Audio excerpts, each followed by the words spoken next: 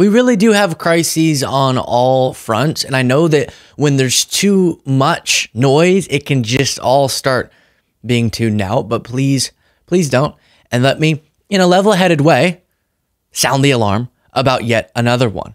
You probably think that it's the tariff-related stuff or something different, but actually it's Trump saying something publicly, and then shortly after, Elon Musk not contradicting him, but giving away the full secret that we weren't yet privy to.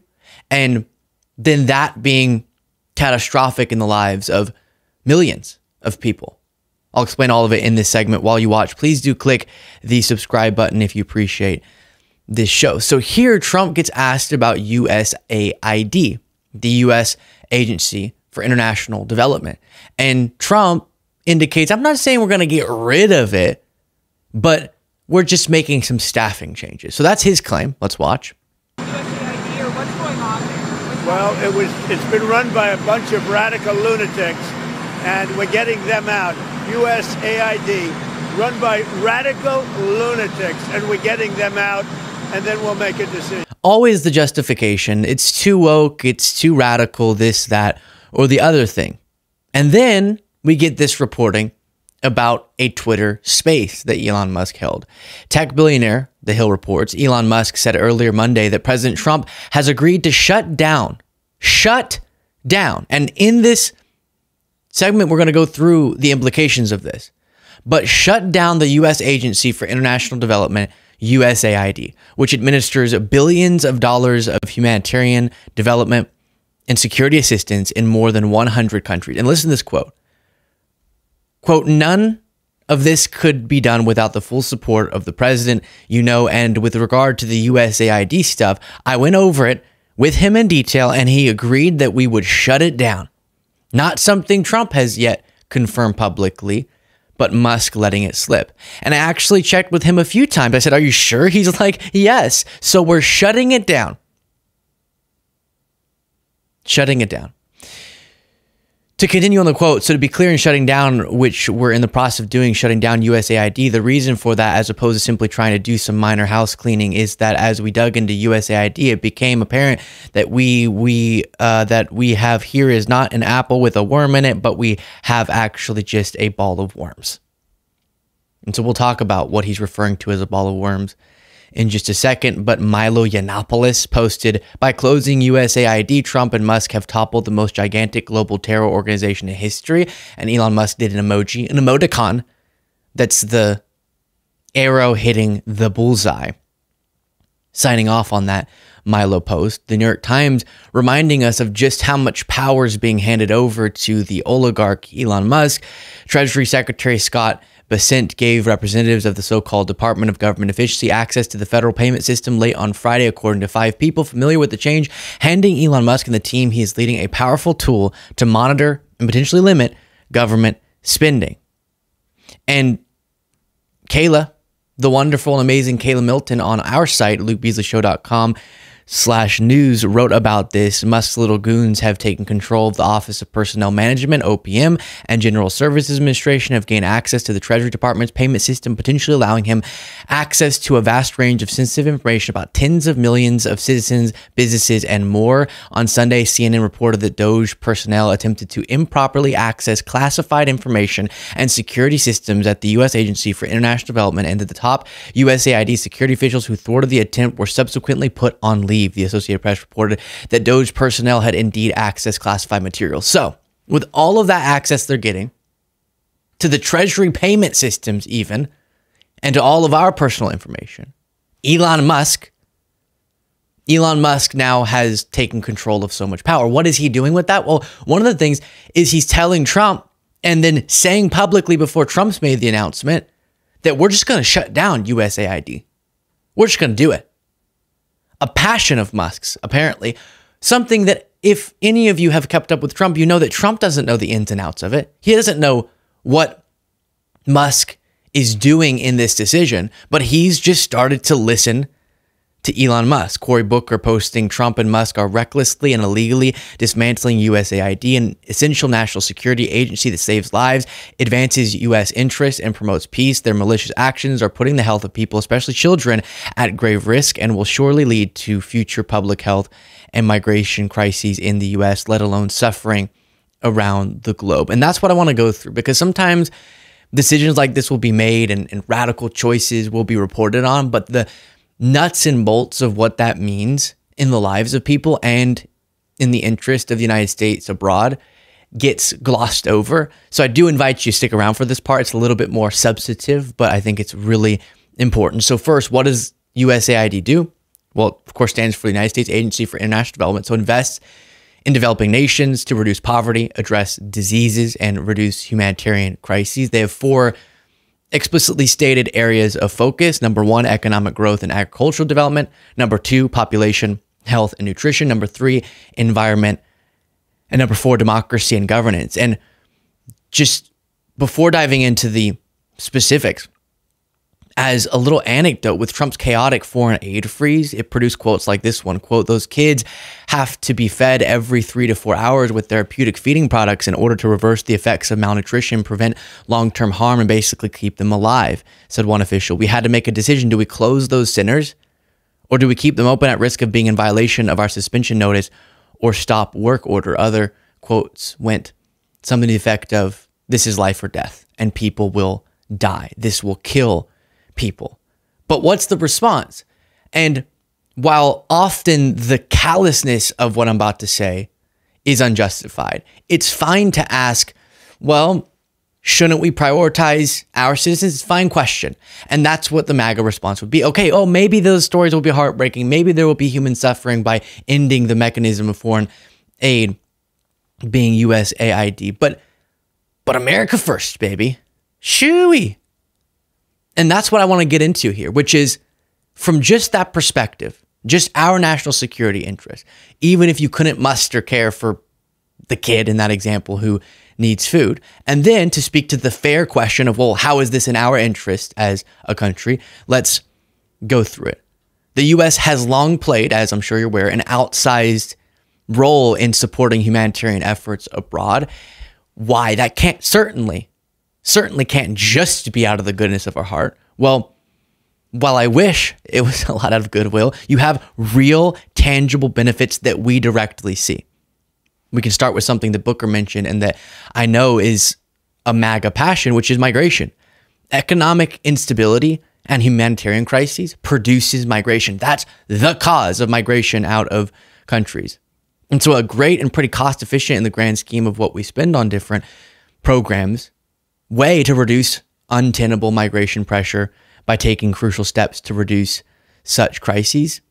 Also, USAID serves as a means by which the United States does promote its own economic influence and other interests abroad by severing those relationships that have been cultivated in part because of foreign aid, in part because of USAID, and the support with those foreign countries. We push them towards the same with our adversaries, Russia, China, etc. And such a scenario then can be leveraged by those countries to undermine our economic and national interests through trade realignments, detachment from the US dollar, and even military realignments. Additionally, by promoting economic well-being globally, we are supporting growth of developing nations, which means to us, they then are able to do more business with us. They have more prosperity, they're more economically stable, and they now have an already present relationship with the United States. We benefit from those economic relationships as now they have more buying power and trading power. The list does go on, but we've long established our global dominance and influence that then is leveraged literally every single day to benefit our political, economic, and national security. It's why we've become the world's sole superpower. It's one of the contributing reasons, which protects our wealth and our country. And one of the ways we maintain that, an aspect of it, is through good faith investments in countries abroad. And then one other thing that I don't think a lot of people will bring to mind when thinking about this is it does save us money on the back end in military spending. So I know there's a correct perception that we do spend a lot of money as a country, more than all the others, in raw dollars on our self-defense, on our Defense Department, on our military. We actually spend a relatively small percentage, not compared to other countries, but compared to our GDP. As a percentage of our GDP, we are now spending a relatively small percentage compared to past times in history. We'll put up a graphic on screen. And one of the reasons for this is because as the world becomes more economically stable, and as we've leveraged economic relationships to forge alliances, our need for military investment has declined. Countries that get their footing and are developing and have a good relationship with us, a part of that being because we've supported them along the way, they then are a part of causing us to need to spend less on our own Defense Department. By getting rid of USAID and other foreign aid, we would be sparking global humanitarian crises essentially in an instant, spiking instability and pushing developing countries toward alliances with our adversaries, which would ultimately create more foreign threats and necessitate us to spend more on our military. So reform, sure. I'm sure there's ways we can make more efficient or audit better or any of these things with USAID, but remove, destroy, get rid of, absolutely not. And I think with what I just went through, you see that yes, there's what I wish MAGA could tap into more, the human empathy of not wanting the human suffering that would come of getting rid of such an organization, but also directly with our own national interests. We have so many reasons to continue these investments. And one of the ways that a lot of MAGAs are convinced that such an act would be justified is because of what you'll hear Trump's legal spokeswoman and White House counsel, Alina Habba, say here. And we've seen tremendous footing and getting rid of waste, as you mentioned, DOGE, DEI, all the nonsense that was wasted, $50 million to Gaza for condoms. It's crazy. So I'm seeing progress at the likes of which we've never seen with President Trump and this administration, and it's been really amazing. We've seen progress the likes of which she's never seen, meaning bad, so bad. I agree. It's unprecedented progress in the bad direction. Now, what's interesting is she cites this stat, $50 million in the last year on condoms to Gaza. That really doesn't sound right. Maybe we should take food out of the hands of children in other countries, because we don't want some of those dollars to go towards $50 million in condoms. The only issue, as we already went over, is the real number is $0. And they made that up. So why does Elon Musk have all of this influence such that he could create a globally catastrophic event by getting rid of the foreign aid mechanisms that the United States delivers, shifting global alliances, shifting global alignment of developing countries, pushing them towards our adversaries while inducing human suffering, maximizing migration crises, justifying more militarization in response to it by the United States, as we're seeing now,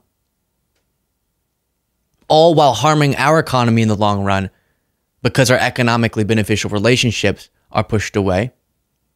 Why does he have the power to do that? Because of this. On screen for our podcast listeners is a Daily Beast article reminding us that Trump received from Elon Musk $290 million. Now, not directly, but Elon Musk spent that money on the 2024 election helping Donald Trump. This is why he has that influence. Elections matter. The alternatives aren't perfect, but the consequences can be catastrophic. All because we've sent ourselves into an American oligarchy, as Bernie Sanders reminds us. Margaret, we are living in an unprecedented moment in American history. We're looking at a rapid growth of oligarchy. We're looking at a rapid growth of authoritarianism. And I fear that we're looking at a rapid growth of kleptocracy as well. And I'm going to do everything I can to work with my supporters all over this country to stand up and fight back, to make sure we have an economy that works for everybody, not just Elon Musk, and that we maintain American democracy. I just saw that Secretary of State Marco Rubio has now been I've got the headline while we're recording this, has been named or has announced that he's going to be the acting director of USAID as staff are being pushed out and Elon Musk is saying it's being shut down. Jon Favreau posted, the owner of this media platform, he's of course posting on X, spent $250 million to elect the president and is now in control of all our private information and how our tax dollars are spent. Let's hear it for free speech. What's my hopeful ending to this so you don't click off the video and start crying? We exist. You, me, us. And all we can do is motivate one another's, organize, coordinate to make sure that this is not an indefinite situation. I do not believe there's inevitability to the collapse of our current democratic order, but it sure looks a lot closer than we thought. And so that should only serve as a motivator for us to work that much harder in the coming years. Share your thoughts in the comments. If you want to support this particular show, if you like it, or if you hate it, but for some reason you want to support it, you can click the join button below.